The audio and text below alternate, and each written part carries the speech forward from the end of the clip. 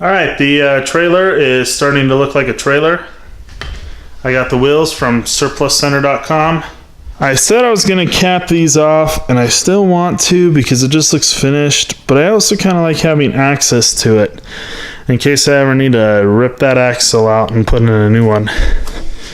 But the goal tonight is going to be to, I've got a little line there, but probably can't see it, is to cut these off, cut the excess off, and then drill holes for my linch pins on both sides so that is done. And then, I don't know, I guess I wasn't planning on doing this, but I'm realizing it needs to be done now. It'll be to grind all these welds down, grind all the spatter off and everything. I don't know, I better cap those things. But at the same time, it was really nice to have them open so I could see the axle when I was fishing it through there. I don't know. I'll maybe just have to do like something that is removable. I don't know. Anyway, let's get to it.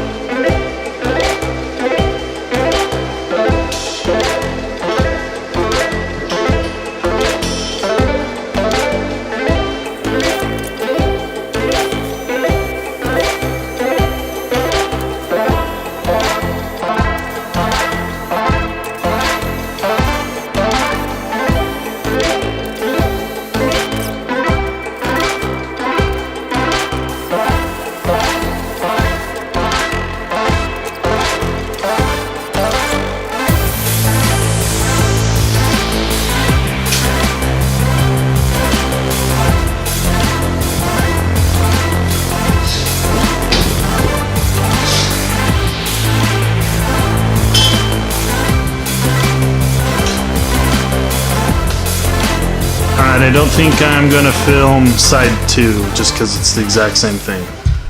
Alright, so the axle actually turned out pretty nice, I think. I know I said at one point that I was going to weld the axle in, and I'm not going to do that to make it easily replaceable in case I ever bend it.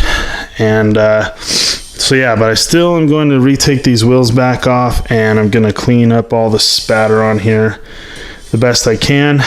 And I don't know, might stop there tonight.